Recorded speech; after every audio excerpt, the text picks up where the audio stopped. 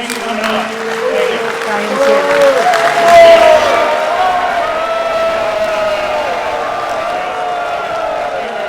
Thank you. All right. So,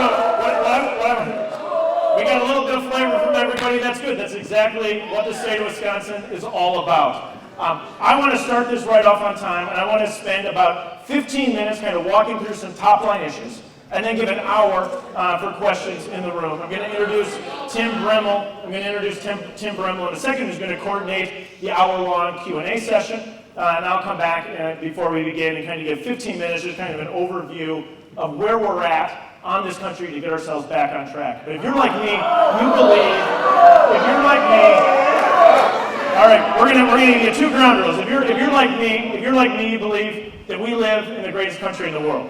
And we have an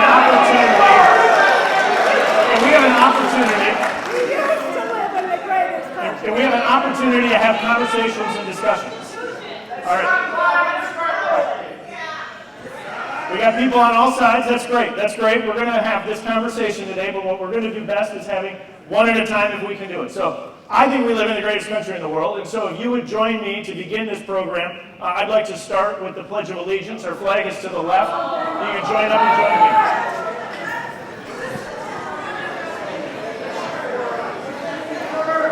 I pledge allegiance to the flag of the United States of America, and to the republic Which stand one nation under God, indivisible,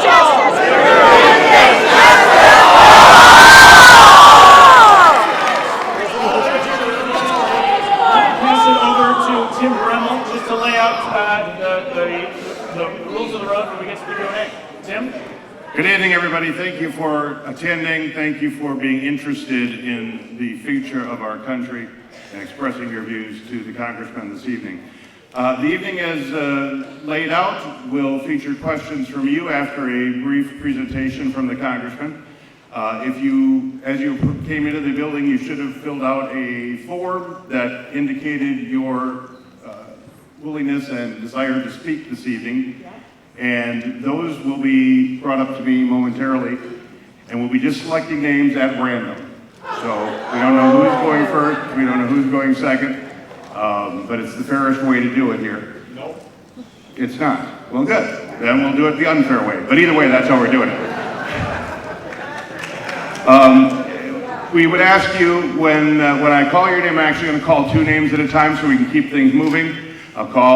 Initially I'll call who's up for the first question, and then who will be on deck. We would ask only those two people to enter the aisles and come to the staffers with the microphones. Otherwise, please keep the aisles clear so that people can get up and down and we can get to as many questions as possible. Again, you're all here as Americans.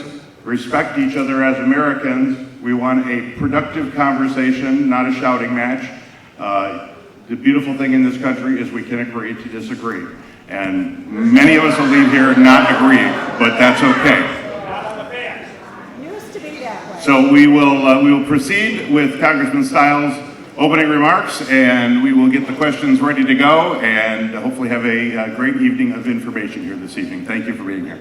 Thank you very much. Thank you very much, Tim. Thanks again for being here. I just want to stage set, because I think this is helpful to understand where we're spending money in the federal government. And so this is last year's numbers as reported. And so the side of the left, that's where our money is coming from. That's the inbound. Those are your taxes. The biggest bucket on the left is individual income taxes, hanging out at about 50% of all federal government revenue at 50%. Social Security and Medicare taxes, we're going to get into the difference between Medicare and Medicaid in a second, is 1.7 trillion, 35%. And then you have a bucket of other items where we're picking up taxes, corporate taxes, excise tax, etc. On the spending side, which is $1.8 billion more than we're bringing in, I think it's important to kind of think through where our funds are going. And so the biggest bucket is the blue on the bottom left. We're spending about $1.4 to $1.5 trillion per year on Social Security. Medicaid, which I know we'll have some conversations about tonight, Medicaid and health programs, bucketing those together, is about $900 billion. Medicare, Obviously, different than Medicaid, we'll get back into that. $800 billion. National defense, a little over $800 billion. Welfare programs, a little over $600 billion.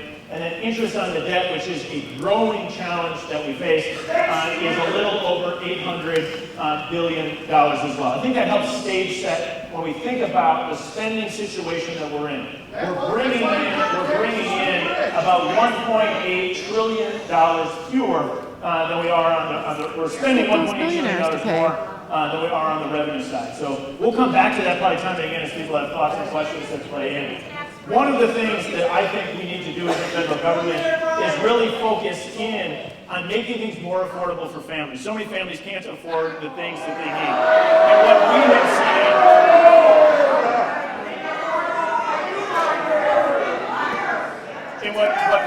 what we have seen is a dramatic uptick in inflation post-pandemic, through the end of the Biden administration, where we saw a significant uptick in overall spending.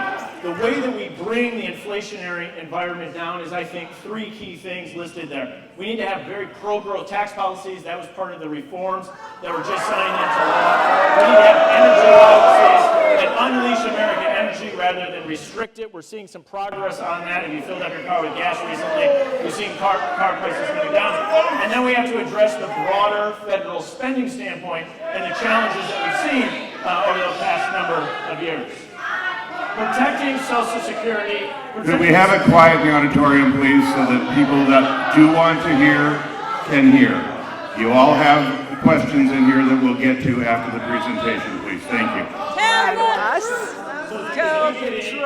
we get into how we protect Social Security and Medicare, which should be front and center for everyone, front and center for me. All right. Oh, come on. Grandmother's ashamed. You voted against it. That we see. So as we go back to those initial slides and just think about how we're falling $1.8 trillion in debt further and further behind, we need to be looking at the broader spending picture to make sure that we're protecting Social Security and Medicare. Looking forward to the conversation and questions on that as well. There's a lot of questions, a lot of misinformation as a result of the changes on Medicaid and SNAP benefits. So as we know in the state of Wisconsin has had SNAP benefits for quite some, has had work requirements tied to SNAP benefits for quite some time. Sometimes people use the term food stamps, which was the old name for the acronym SNAP. And so we've had work requirements since the 1990s when Tommy Thompson was governor. That was at that time a bipartisan approach. A lot of the reforms were made as it relates to work requirements in many ways mirror the reforms that Wisconsin made in the 1990s, taking those nationally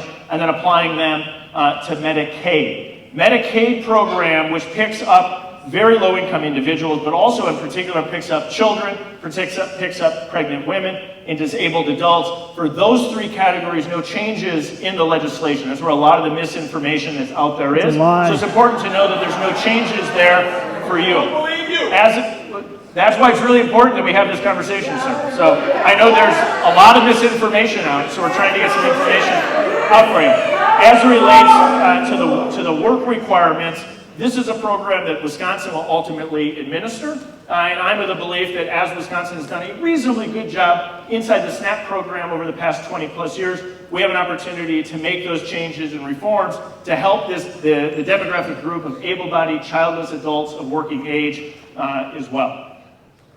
One of the biggest improvements that we have seen is the success in securing the U.S.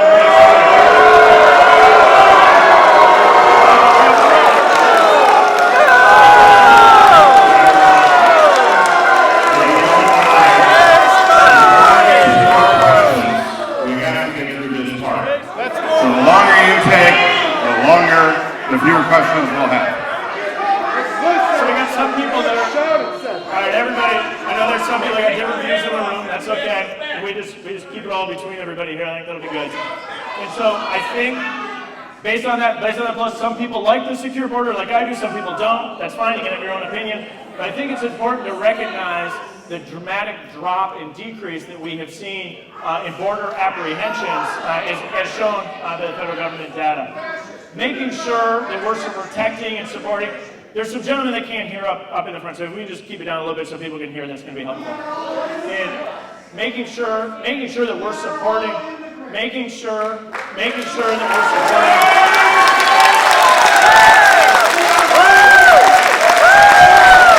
Every resident has rights. government supporting our veterans is absolutely an essential piece of this. I look forward to some of the questions on that. One thing I want you to know is that a lot of people sometimes have challenges with the federal government. Come to my office. I like to be a resource to you in assisting getting people out with information.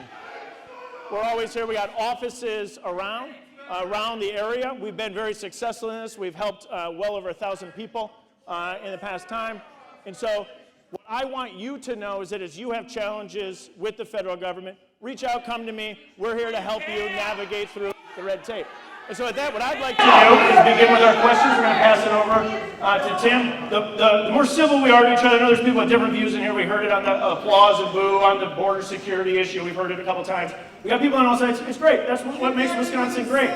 And so what we have an opportunity to do, though, is to not engage with each other. Just ask me any question you want. I'll answer it briefly. We'll get to the next question. The less we allow everybody here to kind of dialogue back and forth between ourselves, you can go afterwards, go out, grab a beer, grab a cup of coffee. You can talk politics all day you like. But here I want to be able to answer people's questions. I know we got people on both sides of it. So let's dive into the questions. Let's see how far we can go. All right, let's pick the first two randomly out of the box. Up first, we have Tammy Brown from Janesville, followed by, I believe it's Tom Burke, is that right, from Elkhorn? Tammy.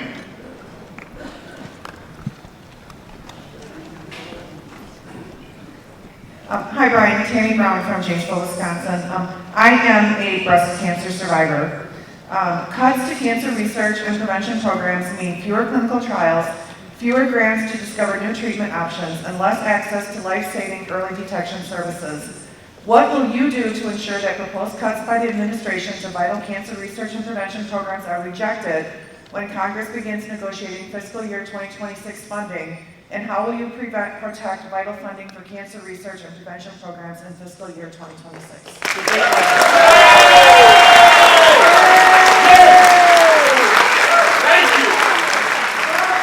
It's a great question. Some of the research that our federal government has done, in particular as cancer, and it's impacted your life, it's impacted my family's life as well, and I think it's probably impacted almost everybody here in this audience today. Making sure, I just want to make sure everybody can hear, so let's get through it. And so that's where the misinformation is really important here, because where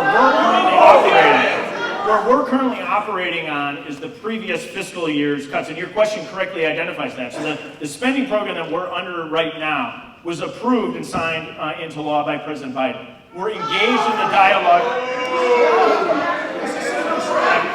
I just want to make sure everybody can hear. So the current spending program that the federal government's operating under was the legislation was signed into law ultimately by President Biden. As you noted correctly, we're negotiating what the spending looks like going forward. I've been a strong proponent of making sure that we maintain research, in particular in the cancer space at NIH, National Institute of Health, that oversees much of this, Department of Defense this time as well. We'll make sure that that funding continues robustly. To make sure that people like you, but many other people, receive the benefit of that cancer research going forward. Thank you. Thank you. Thank you, Tammy. Tom Burke, are you there? Yes, you are. And on deck, we should have Paul Christopherson. My main concern is the tariffs that are coming up.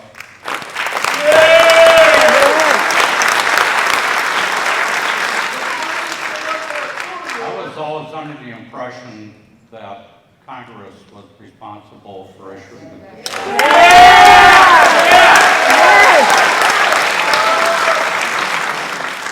I really feel that this is a terrible tax that's going to be placed upon the citizens of the United States.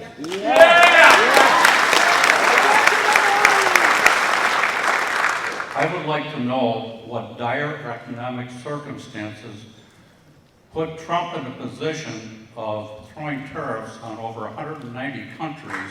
You have allowed him to do that, and it's sad, quite frankly. So tell me the dire circumstances that triggered his tariff wars. Thank you. Very good.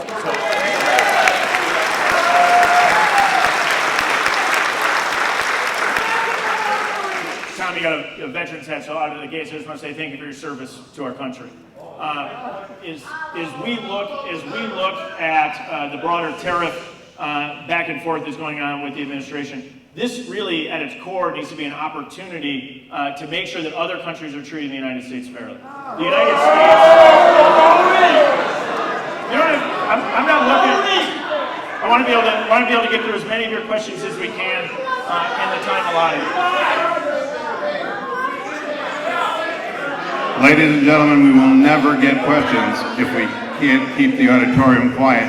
And please do the person who asked the question the respect of allowing his question to be answered. We want to know about executive overreach. Tell us what you're going to do about it. So as it relates to the tariffs, my broad view here is that what we need to do is make sure that we're having other countries treat the United States fairly. China has been an egregious abuser of U.S. trade policies over multiple administrations. And so actually putting pressure on our allies. Yeah. It's ridiculous. Ridiculous.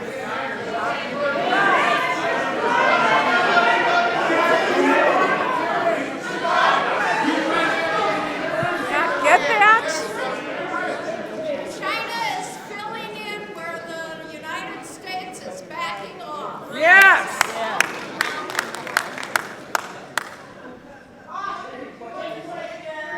So we have a question on the floor, folks, that I would assume that our guest would like to hear the answer to, or he wouldn't have asked the question.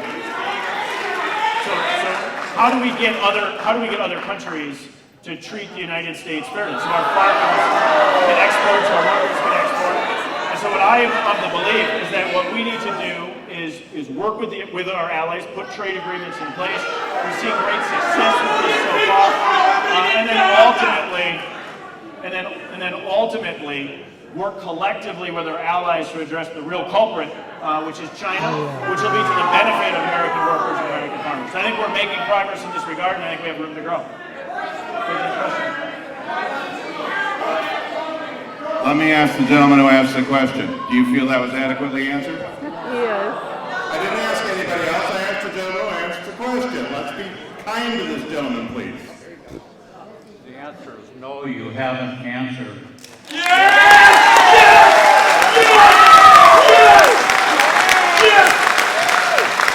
me a chance to clarify, please. When we talk about our allies, it seems we're alienating beyond belief. I have family in Canada. I have several friends in Canada, and I can't believe what we're not negotiating with them.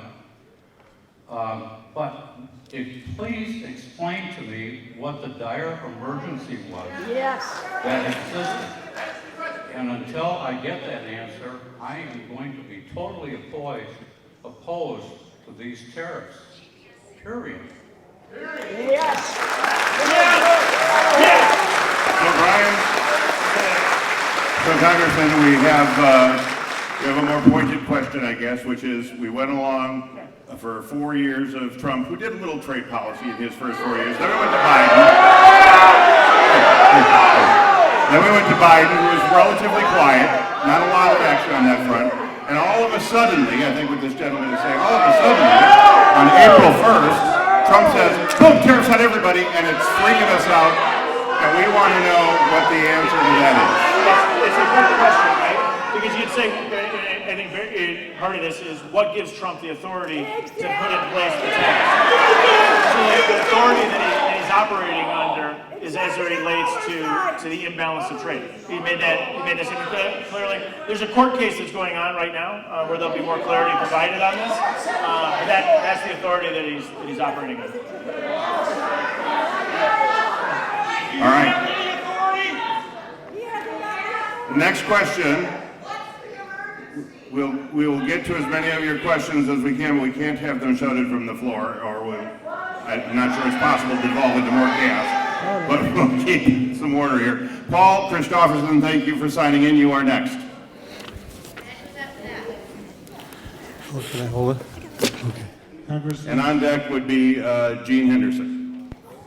Congressman Steil. Congressman Steil, are you going to run for governor for the state of Wisconsin? No,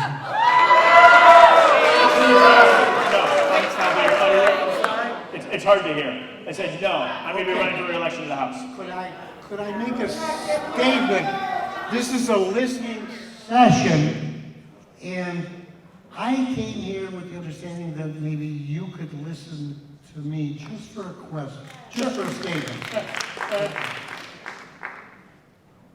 This is my opinion. I've been a resident of Walworth County for 13 years, and I have to tell you, I am so disappointed. I am so disappointed in how you represent us as the citizens of Walworth County. Southeast Wisconsin has not been represented by you. President Trump seems to run Southeast Wisconsin. All I have to ask is I will be out there working hard if you choose to run for any office.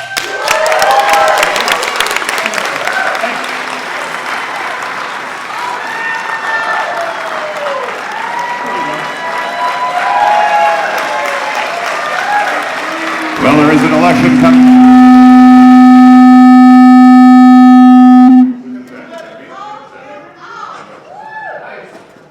That'll clear your ears out. All right. Am I going to shout at this point? I'm going to shout at this point. Gene Henderson. Thank you for taking my question. Sure. I have tried many times to get an answer to this question. And I did go to what was to be the listening sessions at the Elkhorn Library, and I heard some very pleasant, polite young men tell me this will be shared with with our representative. And I asked this question. It was never answered. But this was what I want to know. Sure. Why? I wear a pin. The pin says, it's not politics, it's morality. As a Christian, as a mother, as a grandmother, as a teacher, as a community member giving many hours of service, I care about people. And what I see happening to our immigrant population embarrasses me, horrifies me. And you have not raised a voice to complain about it. Where do I see your leadership? I see no leadership. I see following Trump 100% of the time, and Trump's lead has We disagree to disagree. been... Trump's lead has been horrible, hurting up people who were doing the right thing by going to the immigration office and using that as a trap to entrap them. And most all of these people have been, are undocumented. They wanted a better life for themselves, and they got caught So in what a is trap. your question, ma'am? Why is this happening, and why aren't you stopping it? And my specific question is, why are they wearing masks, and why are they unidentified?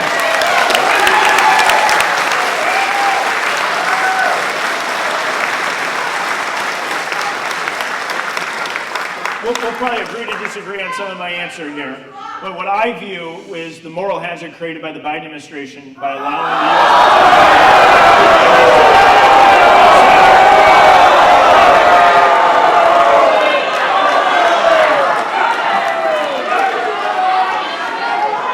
It's completely fine that we disagree. There's nothing wrong with disagreeing on the topic. President Biden had a different view than I did on the importance of securing the U.S.-Mexico border. But as millions of illegal immigrants came into the United States and there was a lack of action by the federal government, you're now seeing that action take place with the removal particularly of individuals who are in the country illegally, who have engaged in crimes, and other people who are also being removed. I think we need to secure the U.S.-Mexico border. You may not. It's fine that we disagree. But good question. So I'm supportive. Would you guys just rather the congressman go to lunch and you just shout for the next 45 minutes? No. I'm okay with that. Why don't you stop? You stop. Why don't you get out of here, sir? You're being very obnoxious and very disrespectful to everybody else in the auditorium. Why don't you read the question? Just read the question. Next up, we have Kimberly, and Kimberly, I apologize. Is it Schliff, perhaps, from Delavan on Town Line Road, Kimberly? Answer the question. She never answered. How could you possibly tell over your yelling if he answered anything?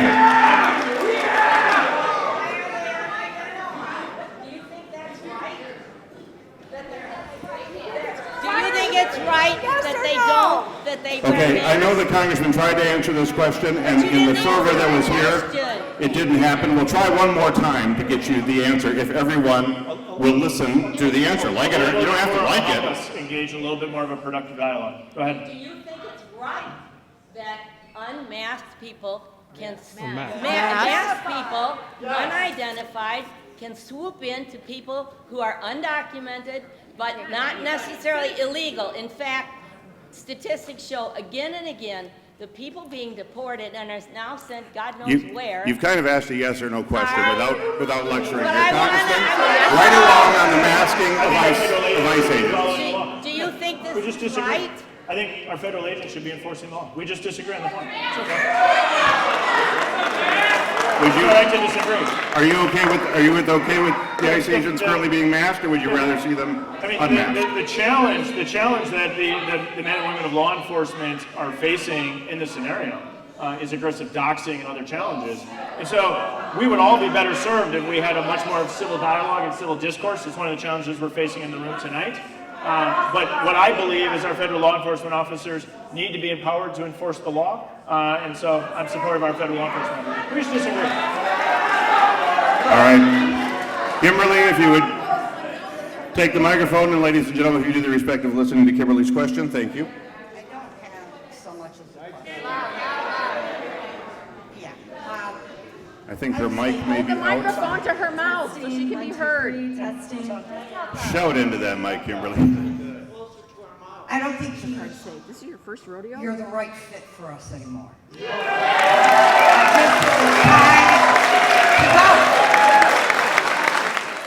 You just don't relate to most of us anymore, and you gotta know when to step down.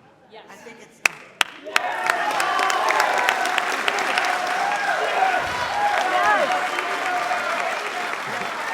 Kelly Nevins. Kelly Nevins, you're up next. And behind Kelly, we have Hugh Gracely, I believe, but Kelly Nevins.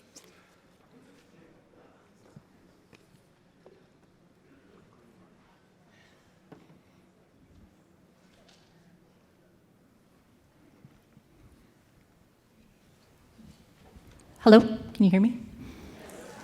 All right, so I do want to say I would like to hear his answer, and I'll give you two topics. So I've worked in banking for 15 years. You worked in what? I've worked in banking for Thank 15 you. years. I currently work for one of the top 10 banks in the country, and I have an opinion on tariffs, and so we can discuss that. And I also am half Japanese and have family members that were interned in the Japanese internment camps, and so I'd like for you to listen to my perspective on that as well. So I'll give you the choice which one you'd like to speak to. I'll take either. I mean, I'm happy to do both. It's however you want to use your time. Okay. So I'll start with my family's experience in the Japanese internment camps. I'm half Japanese, and truly, my entire life growing up, I've been mistaken for Hispanic. When people walk up to me and speak Spanish, I'm like, sorry, I don't speak Spanish. I honestly worry for my safety, my own safety. I work both in downtown Milwaukee and downtown Chicago regularly. And my family, my grandmother, my grandfather, my great aunt, my great uncle, and all of their families were U.S. citizens, and they were interned during World War II. They were detained in Japanese internment camps. My grandmother, who was an incredibly kind, loving woman who you would never know went through the trauma that she went through. She, in her last days of her life, I recall, was on morphine, having a hallucination, where she was screaming, "You're treating us like animals. How can you do this to us? We're Americans, we're people. How can you do this to us?"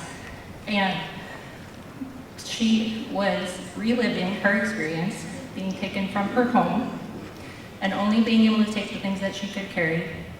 And she was kept in a horse stall, a used horse stall, and she lived there for a month while the barracks were being built. And these barracks were just wood walls with like a potbelly stove to keep you warm. And she lived in Minidoka.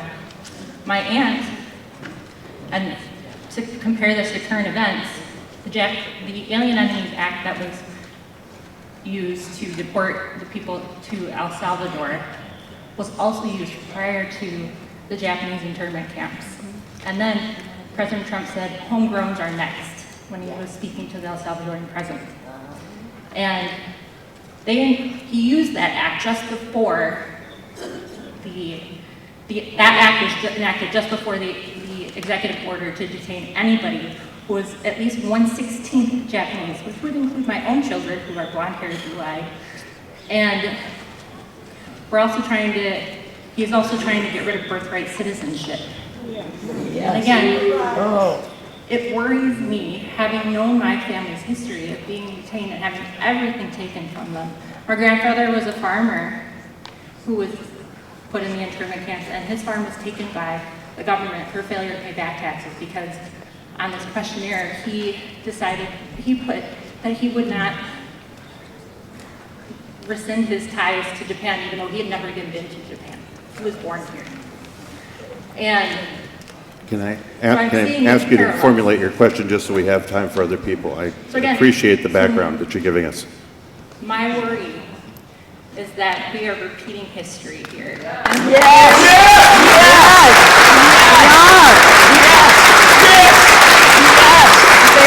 dark moments in our history that personally, my family, I've witnessed the trauma and the horrors that my family felt through their deathbeds.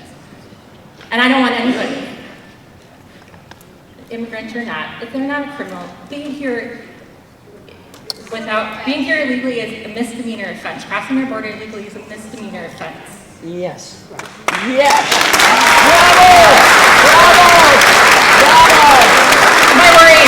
My question here is, I'm going to Chicago for work, and I'm out to happy hour, and I'm in the wrong place at the wrong time, and some masked person without identification in plain clothes comes and tries to nab me because they're doing a raid, or even just a random person off the street who decided they're going to play ice for the day, decides to come grab me and throw me in a car because they think I'm Hispanic or an immigrant. I'm afraid for my own safety. Yes. And my children's future for losing our mother. And there are countless articles out there, American citizens that have been detained for months. Like long periods. Yes. Congressman, I think she would appreciate, please tell me if I'm wrong, because I don't want to put words here, but I think she would appreciate you also addressing this from the standpoint of Congress has the power to stop some of this. And why aren't people in Congress working on legislation to overhaul the immigration system? So first, thanks for sharing your familiar story. One of the more darker chapters of American history is U.S. citizens were deturned. We may agree to disagree. I would offer that the Japanese internment was one of the darker chapters in American history, where U.S. citizens were interned for nothing other than their background. As we look at the engagement that law enforcement is doing now against individuals in the country illegally, I don't see the exact parallel that you're sharing. And the reason for that,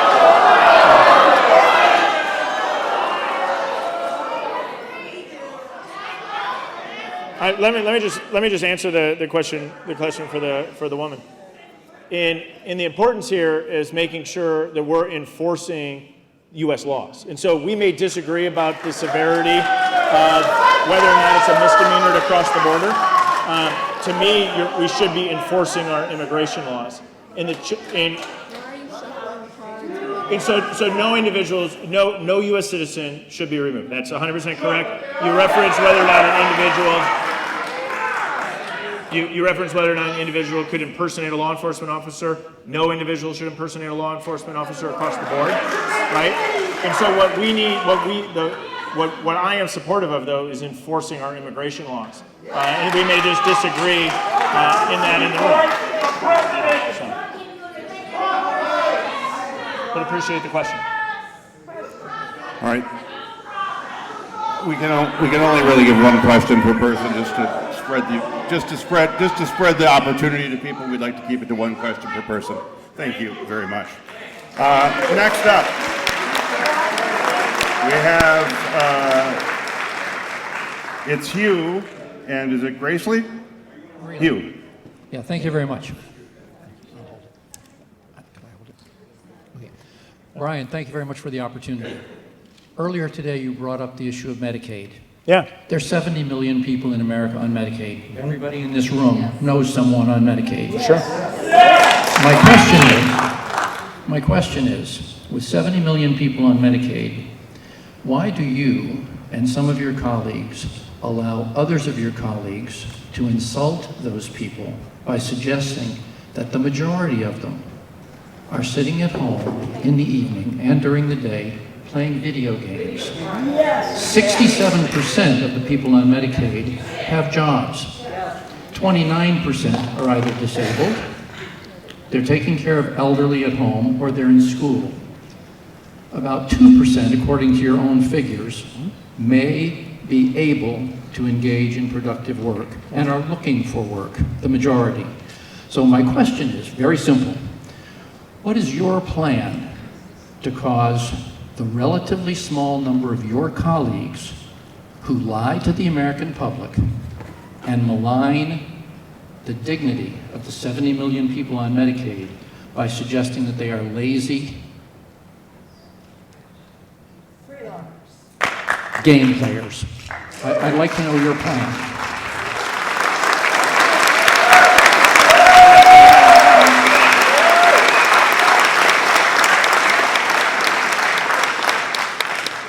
It's a great question because in many ways we've allowed our dialogue to denigrate.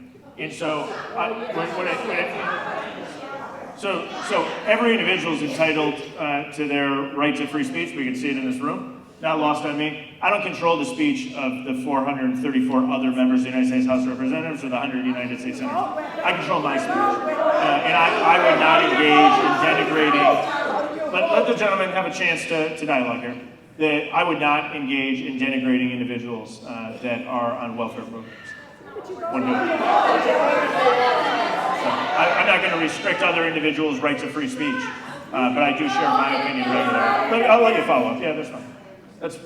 Give him the follow-up then is, then what is going to cause the House of Representatives to act in a more dignified and appropriate manner relative to the American public? I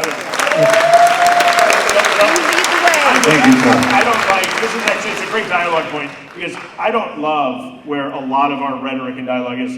I think we should be, and I've done like maybe 35 or so town halls in the past 6 years, and many of my town halls are much easier to hear. Sometimes we don't even use microphones, it's a much more civil conversation.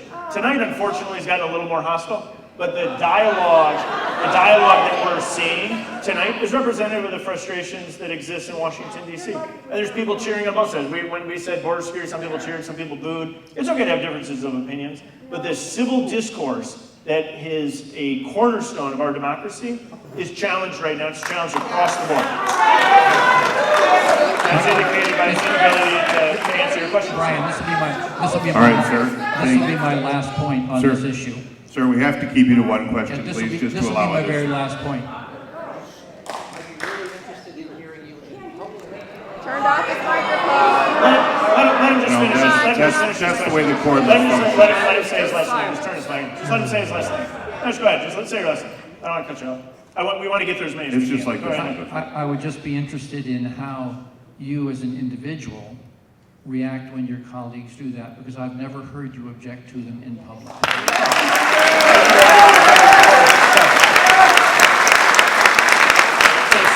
Super easy. That's a good follow-up, because I can say publicly, I don't support anybody denigrating anyone else. People have a right of free speech, but a lot of our discourse writ large is really challenged. It's challenged on all sides.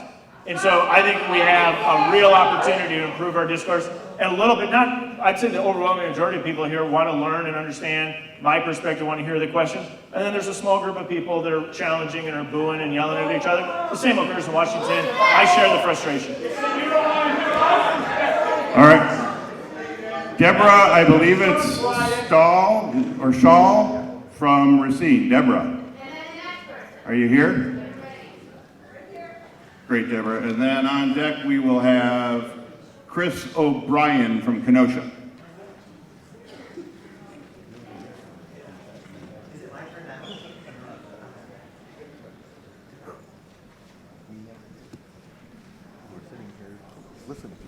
Thank you for taking my question.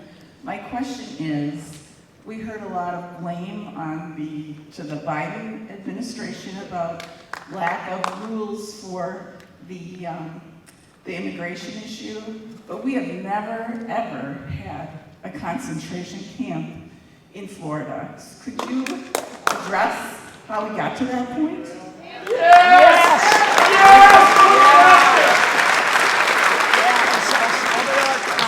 I wouldn't share your terminology, but I understand the facility you're discussing.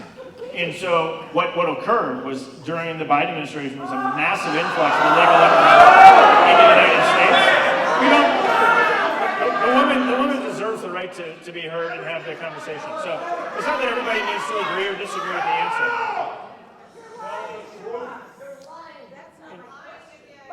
But you can restate. It's a little hard to hear. Go ahead. That's not my question. We never addressed, we had due process for people who were here trying to get citizenship. We never had a concentration camp, and that happened on your watch. So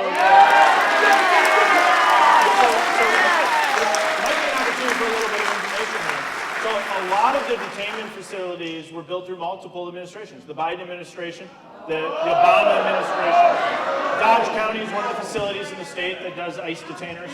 And so these facilities have existed for decades. The biggest challenge that we saw, the biggest challenge that we've seen, is as the influx of illegal immigrants shifted from single males into familial units, that actually caused a lot of challenges in a lot of these facilities at the border.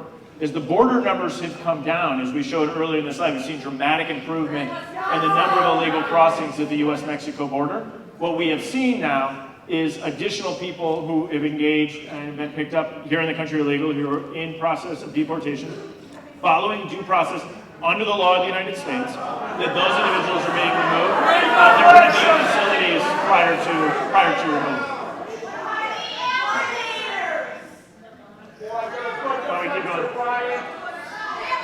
All right.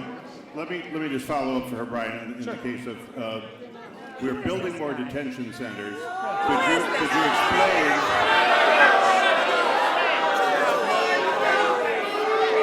We're not building more detention centers?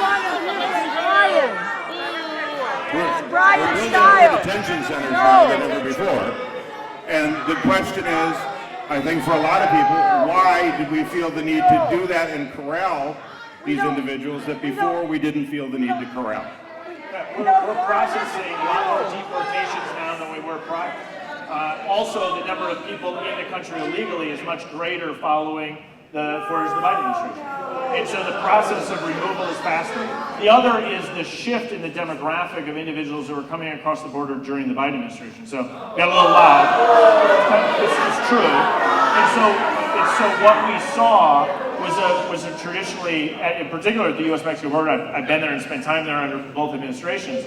What historically you saw was single males coming across the border.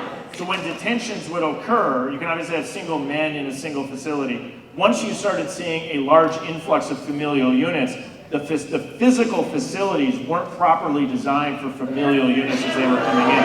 And so what we've seen is a big shift in this regard, and that's part of it. The other is the increase in the throughput and the processing of individuals in the country illegally. It's okay that we disagree on the role of immigration policy. I'm just supportive of making sure for the word enforcing our immigration. The problem is disagreeing on facts.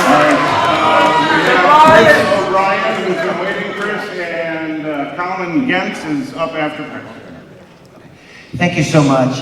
This is the first time I've ever come to a political event, so it's pretty raucous, pretty crazy. I didn't know what I was going to get into, but I applaud you for standing up here and taking it. Half of the country thinks one way, half of the country thinks another way. So no matter if you're up here or not here, You're going to just, I apologize. you can't hear me. Can I It's just a lot of background noise. All right. So anyway, I'm a business owner. I manufacture specialty coatings. We are struggling with, once China got caught for countervailing and dumping in the USA, they shifted the tactic and they're going up to Canada. I've been writing you and Johnson and everyone else saying, we need help. They are now shipping Chinese material. We can see it we can track it across the ocean. We can see it going to Canada, mainly Montreal. There's 3 or 4 manufacturers.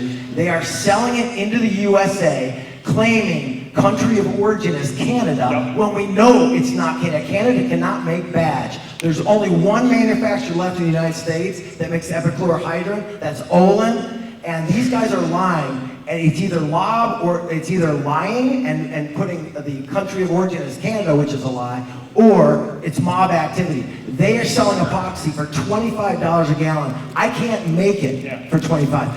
I try to pay a good wage. There's not a guy in my plant that makes less than $22.50 at the starting rate, and we try to get into $35 an hour. You can't live on less than that as a single person anymore. So what's happening? China's sending it to Canada for 86 cents a pound, and I keep barking. And one guy that I'm trying to assemble American and U.S. manufacturers of coatings, one guy said, "You're wasting your time, Chris." He said, "You're wasting your time."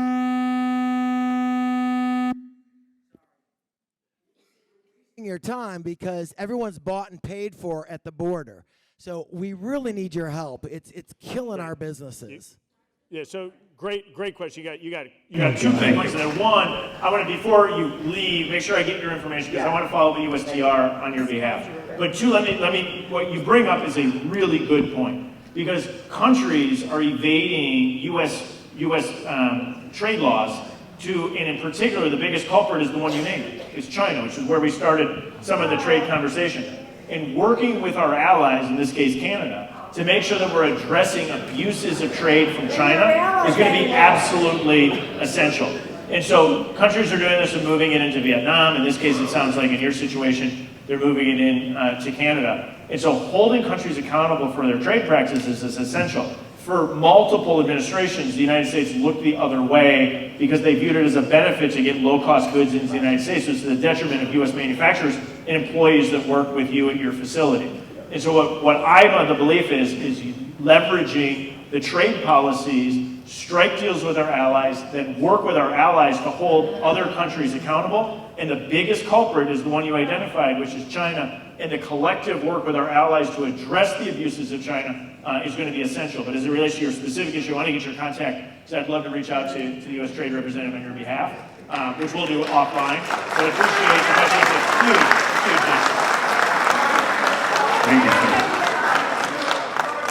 Colin, yes. At least I think I had that right. Colin? From Kenosha? Coming, okay, good.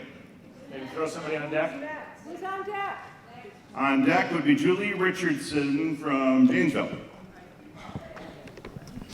So a lot has been said about the Biden administration and open borders and whatever, but can you actually name any of his policies or decisions that impacted open borders or economics? Because what we saw was him and Jerome Powell doing a record-breaking landing after COVID. We had great GDP, inflation was down. I mean, things were pretty great in America before Trump. So, great question. This is actually a really good question. Because if we go back a year, there was a lot of discussion about whether or not a border bill was needed. I was on radio shows with Tim Bremmel taking questions on the topic. And I always said you need to do 4 key things through executive action that would have real and meaningful impact on securing the U.S.-Mexico border. You reinstate stay in Mexico, you restart border wall construction, you end catch and release, and you stop abuse of the parole system. It was those 4 executive actions that I believe were going to be essential to re-securing the U.S.-Mexico border. No law was passed at the start of the year when we started to see a dramatic downtick in the number of illegal crossings. And what did President Biden do, or President Trump do? President Trump comes in and on day 1 does 4 key executive actions. He restarts border wall construction, he reinstates stay in Mexico, he ends catch and release, and he ends abuse of the parole system. And by doing that, what we saw was a significant drop in the number of illegal crossings. And so I just firmly was frustrated with what the Biden administration was doing at the border. It's totally true. And I've spoken aggressively on it. Because it has, we're all going to get a back and forth here, but let me. So the policies, maybe I'll just close it here then. So the policies that I think are your top 4, restart border wall construction, end catch and release, reinstate stay in Mexico, and end abuse of the parole system. All 4 Biden chose not to do, all 4 Trump chose to do. The border is now much more secure than it was before due to those 4 policies. Great question. Thank you. Julie Richardson over there, and on deck we have, well, from Milton. It's a little tough for me to read the handwriting. Let me get it interpreted while Julie asks her question. Hi, thanks for taking my question. Thank you for hosting the town hall. We've been asking for one for a while, so I'm glad you're here. My original question was about ICE and the funding of ICE, but I think we've definitely covered that. So my question to you is, can you explain to us why you support Linda McMahon and the defunding of the Department of Education? Great question.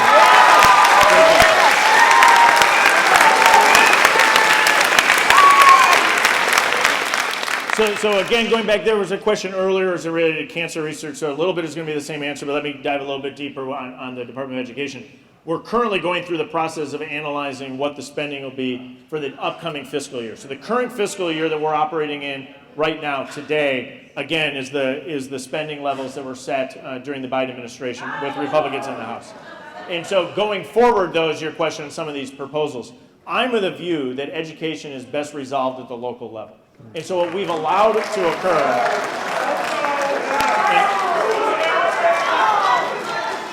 what we've allowed to occur is more and more funds flowing through the federal government down to the state level. And so what I'm of the view is as those funds have flown down, what we've done is burdened a lot of our local school districts with unnecessary red tape. That's my view. And so I think what we will see as we negotiate this going forward is a way to make sure that those funds are there at the local level, which we care about, but removing a lot of that bureaucratic red tape that's in the way in a period of time where we need to look at the operations of our local schools and making sure that, in particular, foremost in my mind, is making sure that the educational product we have is tied in directly to our workforce needs. And I think the one-size-fits-all approach that we often see coming out of Washington is not helpful in that regard. So as we go through this next funding process, again, while we're $1.8 trillion in deficit year over year, we're looking at all of these types of programs to make sure that we're removing bureaucracy at the federal government level. All right, thank you. Vivian Creekmore is the name from Milton. Vivian. And on deck we have Sharna Aaron.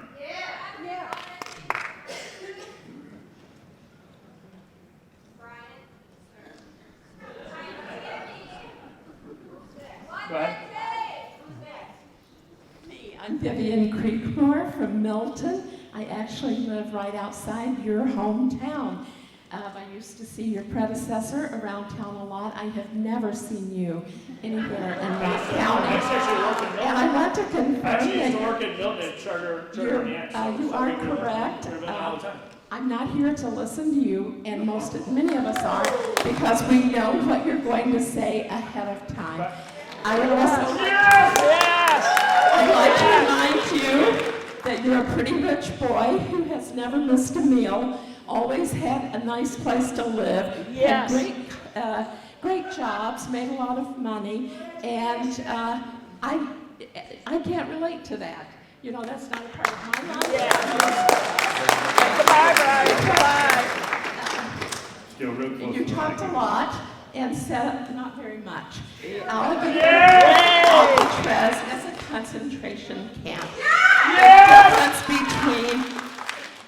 prison or detention facility and a concentration camp is due process. Yes! We have criminals roaming our streets.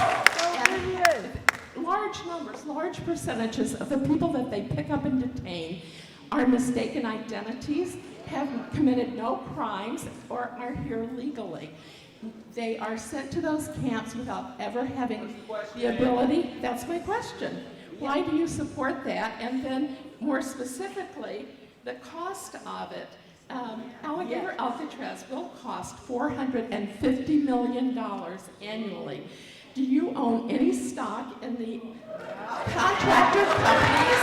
Because they are making a killing. Some of those immigration detention is big, big business. And I also wonder if you're looking for various money market schemes, looking at that, because you talk a lot about Crypto. Crypto. There you go.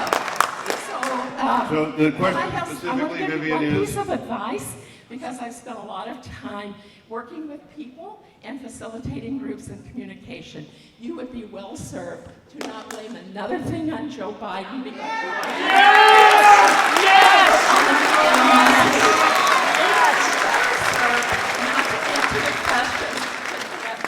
Up one by one and say what they want to. We would have a higher opinion of you if you did that.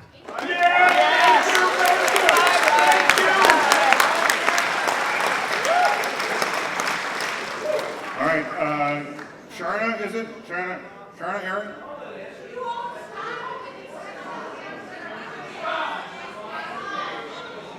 From Fontana? There's a question I'm happy to answer. Hello. It's mostly a speech. It's all publicly, I have all of it in funds now. It's all publicly available on my website. No. You go, it's all publicly available on my website. No, I don't think we should do it. Hi, Representative Steil. First of all, I want to thank you for answering all the contacts that I've made with you over the years. Either you or your staff have responded in a very timely manner. I may not agree with you. I may not agree with you on the issues, but I appreciate that you respond to my voice. So thank you. I appreciate it. We've gotten, just in context, we've received about 100,000 outreaches so far this year. And I make it a priority to try to get back to everyone. It doesn't mean I'm perfect, but we make it a priority to try to get back to absolutely everyone that reaches out to. I appreciate it. Really, Bryan? I just would also like to make a comment to the audience. I think it's very important to have a sense of decorum, to have respect. We want this country to come together. And unless we have some civil discourse, unless we can get together and respect what everybody says, we're not going to get there.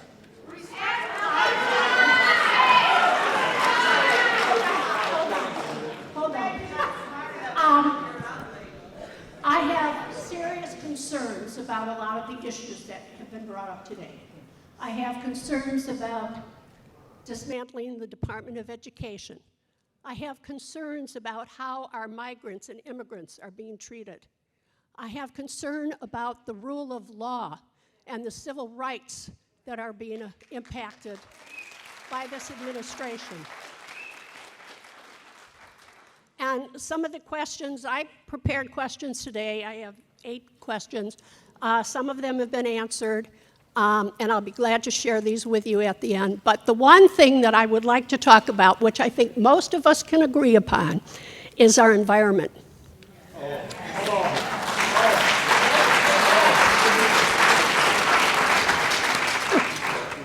Our environment is fragile. Climate change is real, based on scientific evidence. Whether one admits it or not, it is real. Extreme weather conditions are happening more frequently as we experience them or read about them. The EPA is deregulating the standards that are in place to fight climate change and to protect the citizens. Where do you stand on this issue? And how can you be an advocate for us to initiate legislation to restore our safeguards.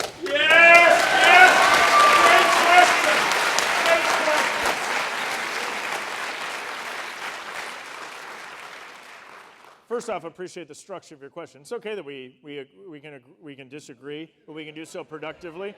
So I appreciate your comment in that regard. I'm in the belief that one of the reasons we love to call Wisconsin home is because we live in, I think, one of the most beautiful states in the country. And making sure that we're protecting our air and water and soil is absolutely essential. How do we do that? The gentlewoman's entitled to hear the answer. And so what we need to be doing is focused in on addressing that from a global perspective. Again, making sure other countries are doing their fair share in this. And so when we get into aspects, the gentlewoman's allowed to, just allow her to hear the portion. You don't have to agree, just allow her to hear the answer. So as yelled out, the Paris Accords, because that's an important topic.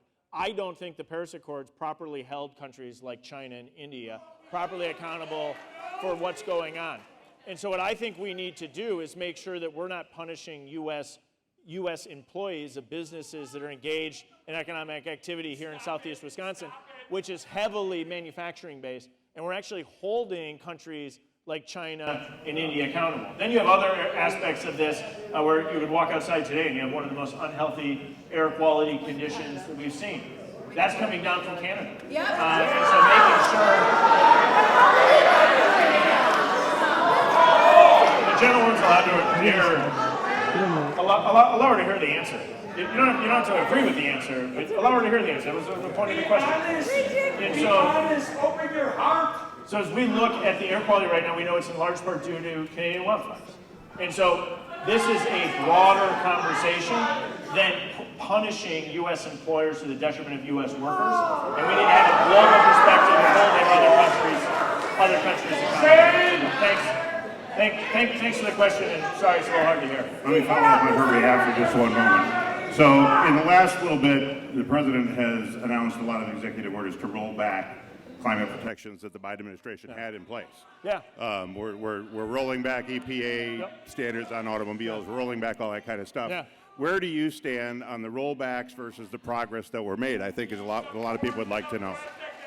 So what I think we saw, and where I disagree with some of what I viewed as the overreach in the previous administration, is what we were seeing. A lot of the answers. Maybe they don't want to know. What we saw was higher prices for American consumers and a real draconian impact by U.S. citizens, U.S. U.S. consumers. And so what we need to do is have a broader global approach in this regard. And then in other areas, what we saw was the previous administration truly picking winners and losers. So I didn't like the $7,500 tax credit for a new electric vehicle. Other people like that. But if you want to buy, I don't have a problem with electric cars. So if somebody wants to go buy a brand new Tesla, there's nothing wrong with buying a brand new electric car. Go ahead.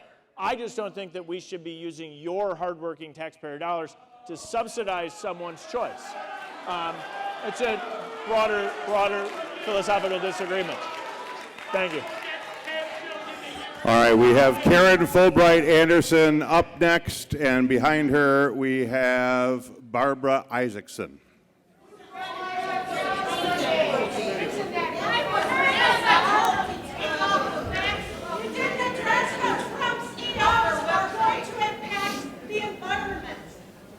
Go ahead. Thank you. Oh, you got it? Oh, I don't have to hold it. Okay. So my question for you is... It's coming up. Oh, is when are you going to take as good of care of your constituents who are not uber wealthy as you do of the ones who are wealthy? And let me be more specific. So we have this big bill, by all accounts, and I've been looking at different independent, nonpartisan analysis of the bill as well as reading it myself, and it appears that people who are earning $200,000 and less are going to pay more in taxes. People who are making $1 million and more are going to be paying, getting big tax cuts.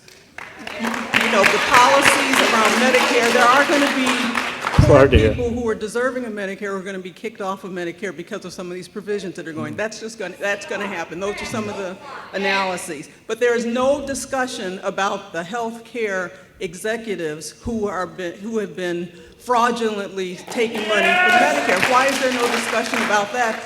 At least 5 or 6 or several of whom President Trump has pardoned. And these people owe billions of dollars that they fraudulently stolen from Medicare and Medicaid. The other thing is you enabled Elon Musk through Dodge to, when he was under investigation by at least 33 different agencies for fraudulent behavior, for other kinds of violations that he committed. All of those investigations have gone away, and yet he's walked away with all of our personal information, which none of us in this room, I'm sure, gave him permission to take our personal information and use it however he wants. The other thing is the administration has fired most of the IRS inspectors who have been investigating fraudulent behavior among wealthy people and corporations. And also shutting down the divisions in the IRS that whose job it was to investigate those people. So again, these people are getting off with this. And now we're hearing that $600 million are going to be taken from FEMA and given to build these camps holding immigrants, many of whom are not criminals, as what we were told would be put into these camps. And then the last thing I'll say is about social, and I could go on, but I'll wrap it up because I know other people want to ask questions, but we also have heard conversations about wanting to privatize Social Security, which would be putting more money in the hands of private money market managers. But there's no discussion about raising the cap on the $168,000 cap on people's claims. So what I would like to know is what are you going to do about these kinds of things? There's no look at fraudulent behavior among ultra wealthy people, but yet you're, putting all this emphasis on all these people on Medicaid and such who are supposedly gaming the system. So that's my question.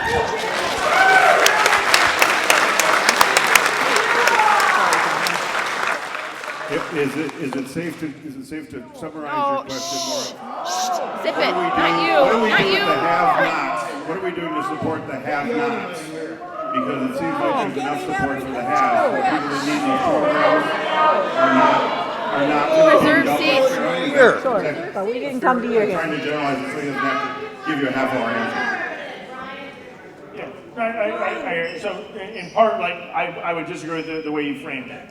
And so as I look at the tax provisions in the bill, what was in large part done was keeping the 2017 tax reforms in place. That's the bulk of the bill. Then on top of that, we built into 3 key areas: providing additional tax deductions for senior, effectively making Social Security tax-free. Then what we did is we added in tax benefits for middle-income workers, $75,000 and below, as it relates to overtime and as it relates to taxes on tips. And so you need to raise taxes. Stop it. Hey, let the gentleman speak. Say it again. Gentlemen? What I heard that those tax cuts that you're talking about for Social Security and others are not permanent, but the tax cuts for the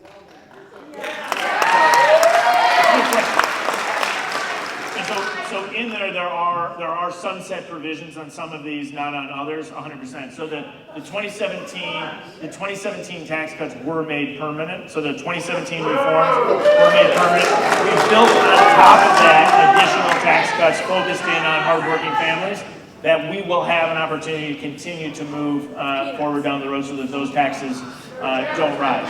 And so there's sunset provisions in some. You're exactly right. There's not sunset provisions in others. I would work to maintain and keep those tax cuts into the future.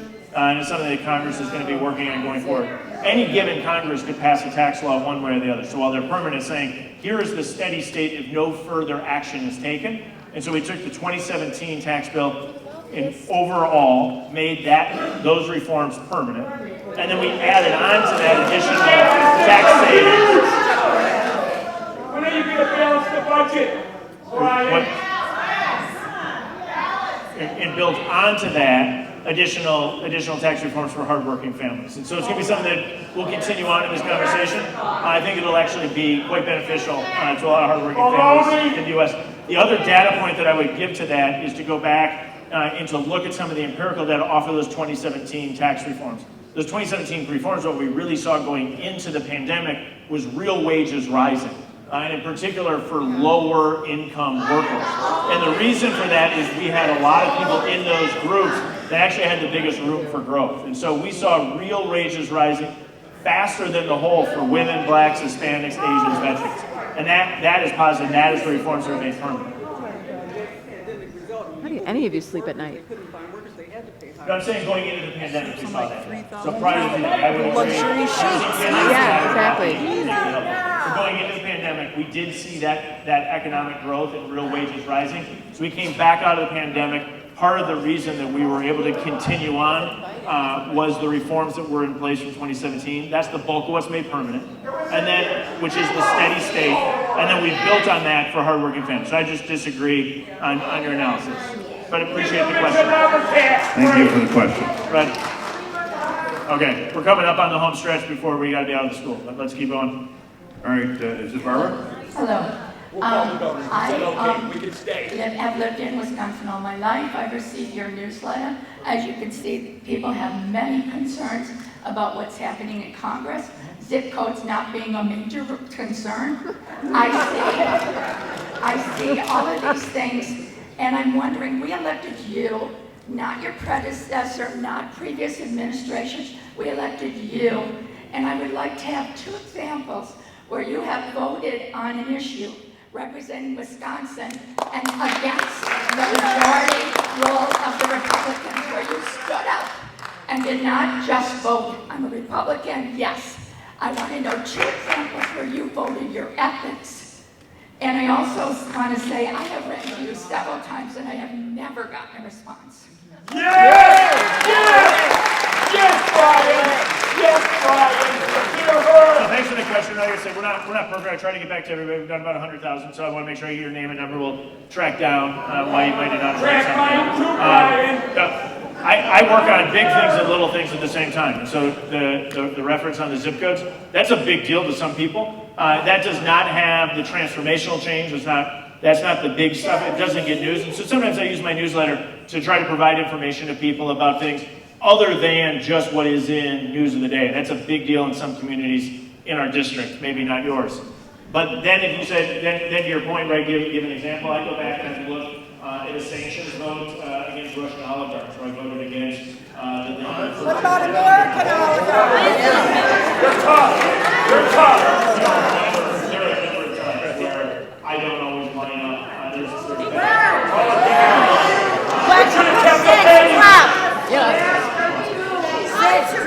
the big, beautiful bill. Not Biden, but Sid Trump. You couldn't answer 2 things.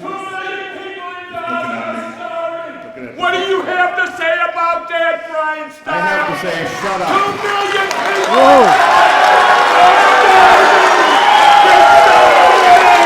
2 million people are starving! Do you have a heart? Do you have a heart? Show us your heart! Under control, please.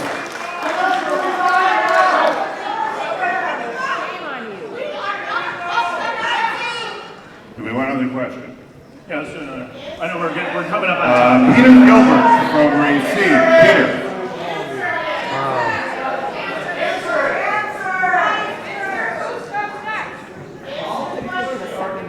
Are you gonna do more than one? I'm looking to the staff here. Peter Gilbert, are you here? Maybe we can walk back to Peter. Or we can go to you, Peter. Don't, yeah. We'll go to you. Don't get up. Nancy Frank on deck.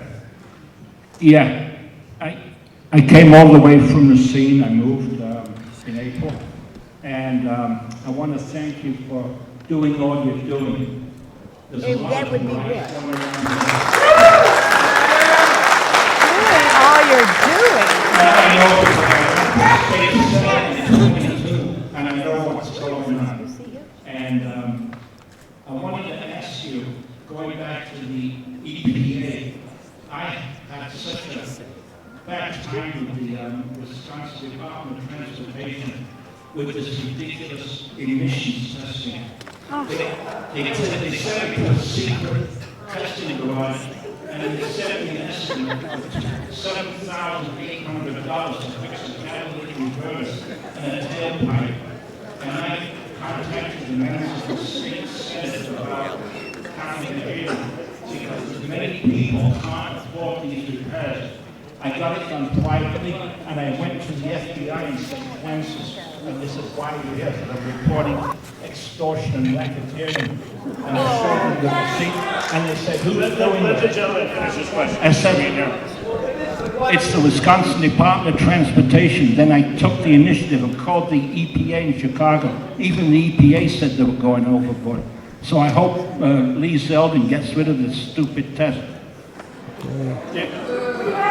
Peter, you bring up a great point. This goes back to some of the conversation we had about a lot of the environmental rules and regulations. They have a real significant impact on all sorts of people in Wisconsin, and we have to ask ourselves and run a cost-benefit analysis. Is the cost that's applied to a lot of these tests, are they actually generating the benefit that they purport to? And I think what we have seen is often that the benefit does not justify the cost. And so as we look at a lot of the broader environmental, in particular as it relates to air, let Peter get an answer. He's waited like everybody else. But Peter, one of my concerns is that what we're doing is putting in place regulations that don't actually have the net benefit that they are purporting to, and then bringing these policies and regulations in line so that people can afford the things in their family that they need, where many people have been negatively impacted by the costs that are required by some of these rules and regulations. In particular, we have some attainment zone issues as it relates to the broader Milwaukee region right now being applied by the EPA that could have really draconian impact on jobs in the Milwaukee area. Good question. All right, we're a little bit over. I'm told we can take one more. So Nancy Frank from Elkhorn. Bring us home, Nancy. I'll be very quick. I want to have you address the question that was shouted about the starving children. We cannot hear her question. We cannot hear her question. Let the woman get a question. But also the hungry children in Wisconsin due to SNAP.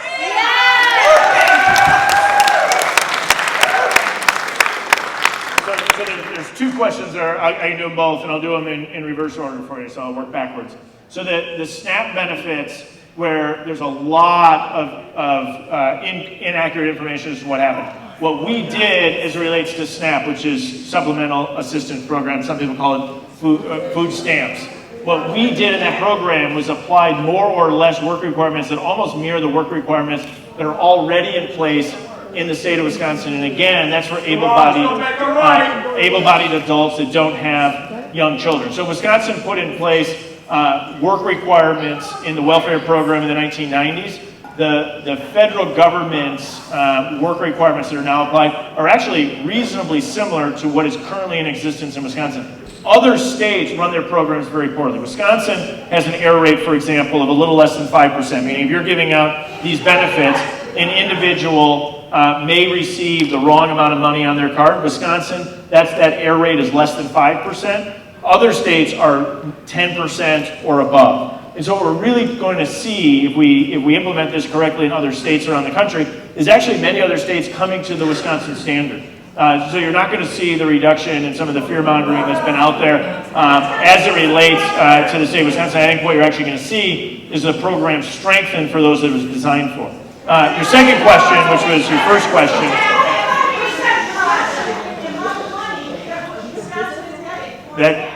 So because it's yelled out, it's worth noting that would only be if Wisconsin's error rate dramatically increased. Wisconsin's error rate, again, is below the 6% threshold where there would be an alteration in the flow of funds. So Wisconsin's error rate is currently below 5%. On the whole, Wisconsin runs our program better than other states. That's something we should all be proud of. It doesn't mean we're perfect. It means we're running our programs much better than other states. And the bulk of this law is trying to get other states to get their programs to run much more like the state of Wisconsin in a much more effective and productive manner. To the first question that you asked, which relates to the challenges that we've seen between Hamas and Israel. To me, the easy answer to address this crisis is for Hamas to surrender and release the hostages.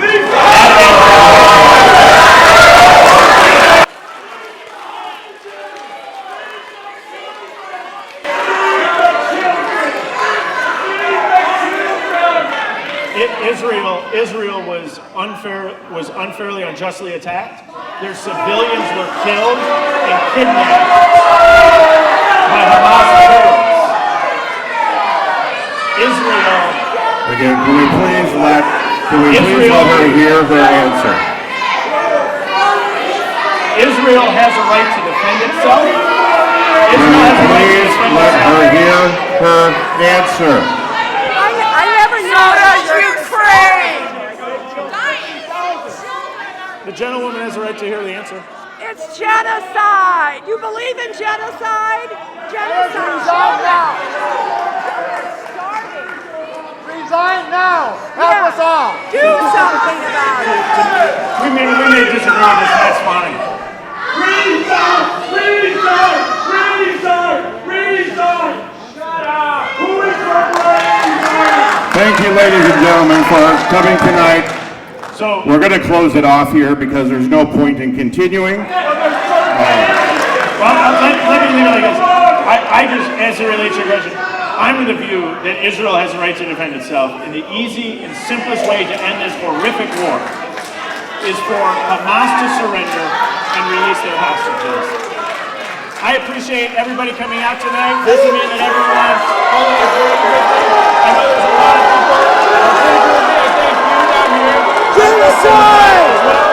And look forward to seeing everybody. Feed the kids! Everybody have an absolute wonderful night. Feed the kids! Feed